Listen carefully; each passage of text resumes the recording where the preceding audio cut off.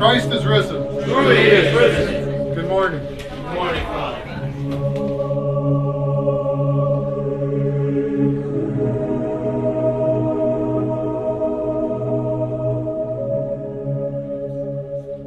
As many of you have asked me already how I'm doing today, Tuesday afternoon actually, I had the surgery for my hernia, and the first couple days was pretty rough. And before I'd even gone in to have the surgery, the weeks before, when I had gone in to meet with the doctor had warned me. And I say this because I realize how many times that I warn people of different things as well, from experience and from years of knowledge. And the doctor, when he came into me, he told me, he says, for the first 4 or 5 days, it's going to be really rough on you. You're going to be in a lot of pain. I'm going to be giving you pain medication. You can't lift anything for the first few days.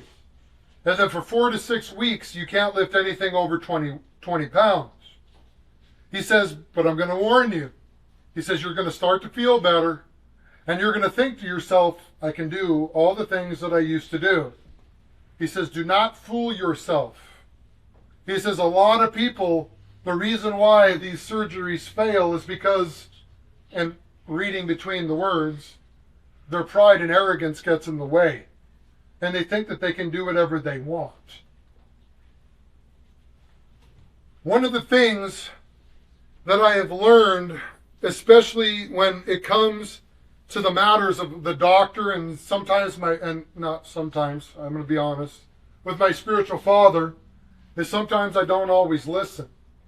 I'm stubborn, I'm prideful, I think I know best, and then I do whatever I want to do, and then when it comes back and bites me, I ask my spiritual father the same question with the deer in the headlights look that I get. I don't know how this happened, right? But I was like, you really don't know how it happened? And I've had to tell this to my spiritual father numerous times. But one of the things that is huge in our faith, in the Orthodox faith, is obedience. And obedience is something that my wife has stressed on me, especially going through this, because she knows if I'm not obedient, it'll make her life harder. And I won't be able to do all the things that I need to do. And it's very hard for me with my pride when people come up to me and tell me, oh, let me pick that up for you, Father. I used to pick up things that were 1,000 pounds. And now I can't pick up something that's 20? And I have to eat my pride over and over and over again. And I feel less than often because of what my life and my age and whatever has happened in my body. It makes me feel broken. But I often think, and as I was thinking about this week, I was thinking about the gospel reading that we had today. And the gospel reading has this man who was laying in the porch, right, in Bethesda, had been there for 38 years, trying to get to the water. He knew in his mind if he could get to the water, he could be healed. And then I was also thinking about some of the people, right? These are the children of Israel. Right? Jesus came, first of all, to show the gospel and show the truth to the children of Israel. And from the very beginning, the children of Israel have been a thorn in the side of God. Right? Disobedience over and over and over and over again. He warns them, right? He warns them, and he tells them that if you listen and be obedient, that everything will be well for you. The rain will come on time, the crops will grow on time, your enemies will not come. All these things will not happen if you're obedient to me. And if you're not obedient to me, all these things will befall you. The enemies will come, the rain will not come, over and over and over again. And at one point, as they're getting ready to go into the promised land, Moses sends out 12 men into the promised land. Among them is Joshua, who you know that he's one of my heroes, but there's another guy, and Caleb will like this, Caleb, right? Now this man, Caleb, is the man I want to talk about because he was in his 30s when he first went into the promised land. or when he first went into the desert, when they were going around, and he saw the people's disobedience, right? And then later on, when he's 85, is when he's getting ready to go into the promised land, and they send spies into the promised land.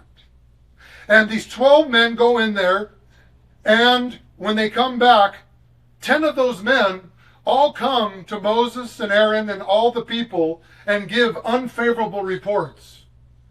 They're like giants.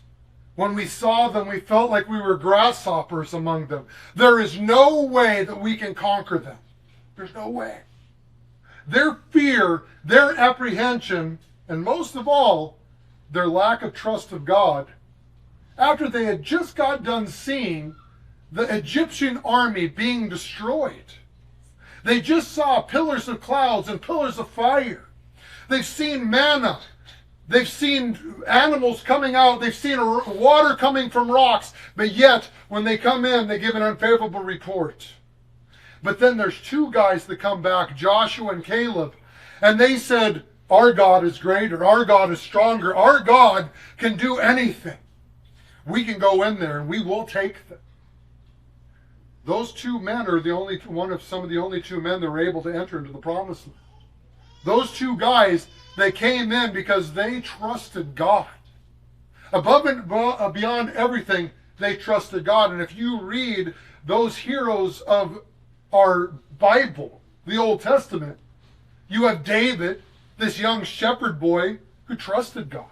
How dare you allow this Philistine, this pagan, to dishonor our God? All his brothers were mighty warriors. All of his people, and they were all terrified, and they were running afraid. And David comes. He says, I'll go fight him. And they laughed at him. But David had something here. And that's the thing that we need to have. Love the Lord your God with all your heart, all your soul, all your mind, and all your strength. Right? Love God with every fiber of your being. Because when the giants of the world come, when you feel like a grasshopper, you don't have to acknowledge it. Because God is a God of the impossible. God can do whatever he wants. And if we remain faithful to him, he will do. And he will be faithful to us even until our end. He came. He became man. He left his throne, right? We know that he became incarnate. We know that he became a man for our sakes. And he lived among us. And he dwelt among us. St. Paul says he pitched a tent, right? The body. He pitched a tent. And when he was here, he did everything he possibly could do in the matter of time that he had when he started his ministry, when he started to heal all those people who felt like grasshoppers. All the people in that society that were paralyzed, blind, lame, sick, lepers, all those people were just as looked down upon as the prostitutes, the tax collectors, and everybody else in the society. They were the ones that were downtrodden. They were the ones that had no hope. But then comes this guy in the porticos. For 38 years, he had been trying to get to the water. What is it within him that kept that faith alive for 38 years? I guarantee at the beginning, and The Chosen actually has a really good example of it in real life, and the guy's trying his hardest to come. The first couple times, the first couple years, he's trying his hardest to crawl, and people are stepping on him, and he's still trying. Every time the water, he's trying his hardest to get there. And he's trying so hard to get to the troubled waters. And by the time Jesus comes into his life, Jesus asks him one simple question: do you want to be healed? And what does the man say? Same thing all of us do. It's the same thing every single one of us do. We make excuses.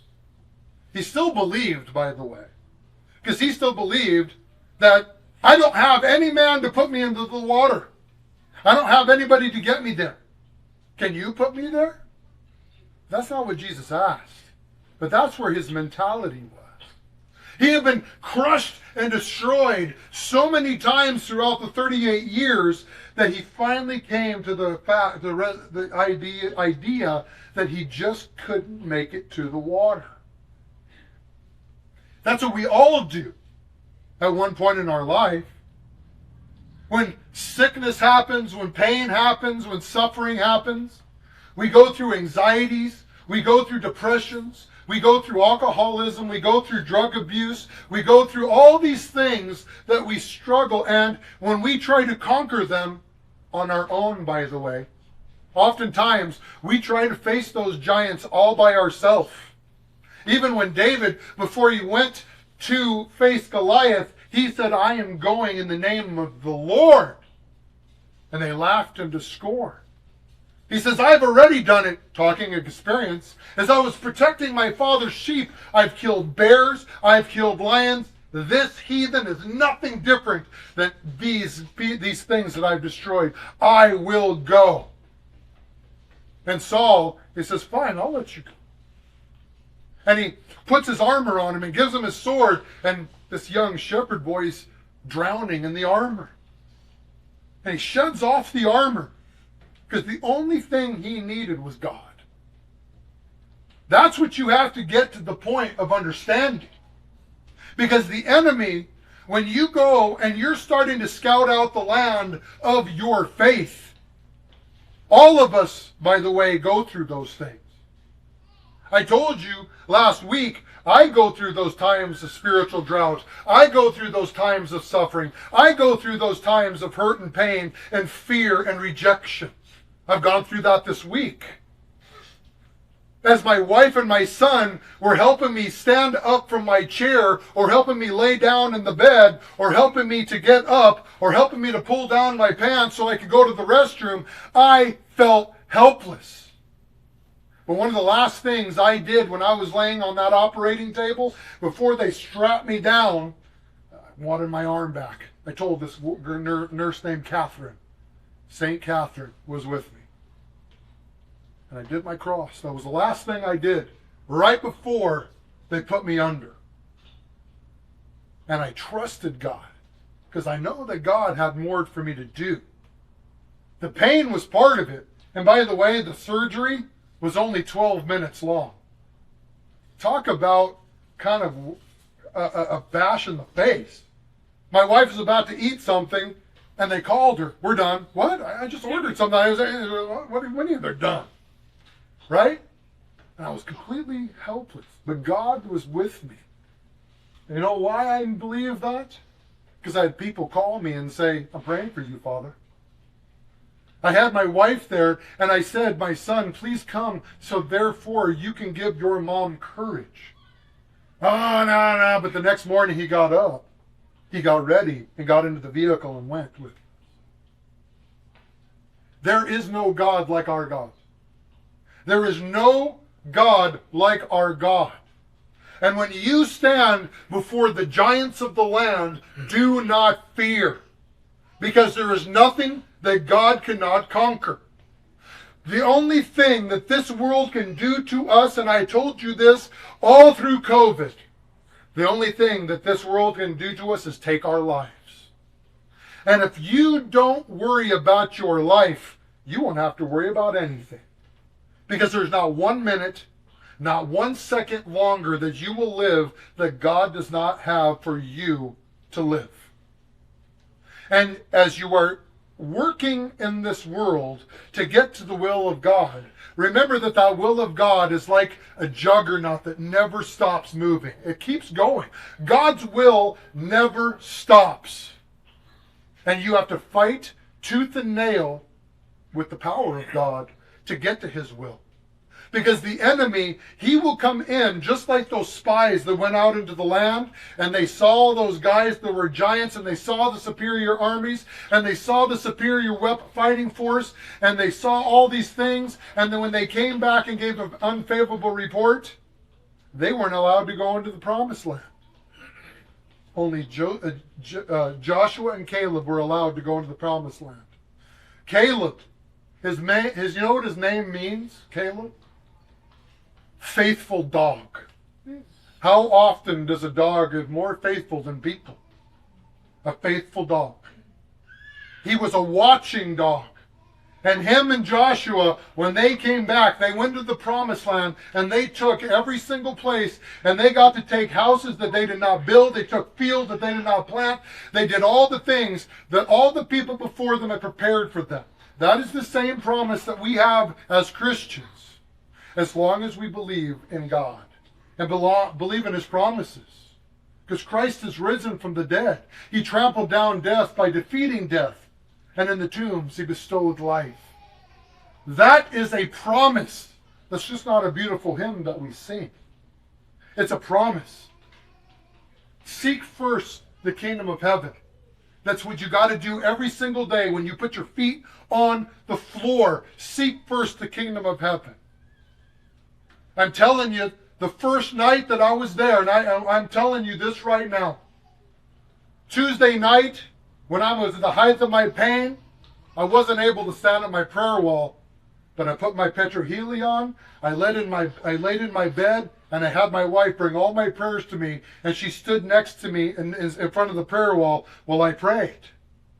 And in the morning when I got up, she helped me get up. I stood by the prayer wall as long as I could. I went down and sat down, and I did it in little shifts, but it took me about 2 hours.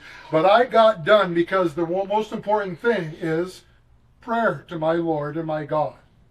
Because every one of you needs to be prayed for. There's nothing more important than prayer.